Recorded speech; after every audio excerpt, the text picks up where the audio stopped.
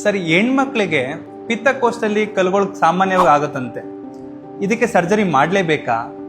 R ಜಾಸ್ತಿ ನೀರು ಕುಡಿಯೋದ್ರಿಂದ ಆರ್ ಮೆಡಿಕೇಶನ್ಸ್ ತಗೊಳ್ಳೋದ್ರಿಂದ ಈ ಕಲ್ಲುಗಳು ಹೋಗಲ್ವಾ ಸರ್?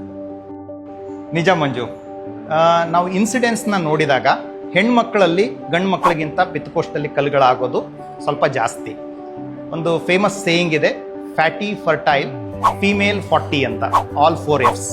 ಅಂದರೆ 40 ವಯಸ್ಸಿನ ಆಸ್ಪಾಸ್ನಲ್ಲಿರ್ತಕ್ಕಂತಹ ಹೆಣ್ಮಕ್ಳು ಯಾರು ಸ್ವಲ್ಪ ಒಬೇಸ್ ಇದ್ದಾರೆ, ಓವರ್ ವೇಟ್ ಇದ್ದಾರೆ, ಅವರಲ್ಲಿ ಈ ಕಲ್ಲುಗಳು ಸಾಮಾನ್ಯವಾಗಿ ಕಂಡು ಬರ್ತವೆ.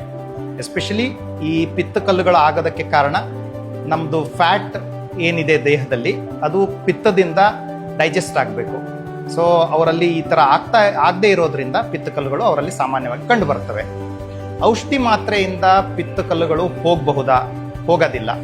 ಇದಕ್ಕೆ ಸರ್ಜರಿಯ ಅವಶ್ಯಕತೆ ಇರ್ತದೆ. ಆಮೇಲೆ ನೀರು ಕುಡಿಯೋದ್ರಿಂದ ಪಿತ್ತ ಕಲ್ಲುಗಳು ಹೋಗ್ತಾವ? ನೀವು ಪಿತ್ತ ಕಲ್ಲುಗಳನ್ನು ಕಿಡ್ನಿ ಕಲ್ಲುಗಳ ಜೊತೆಗೆ ಕನ್ಫ್ಯೂಷನ್ ಮಾಡ್ಕೊತಾ ಇದ್ದೀರಾ.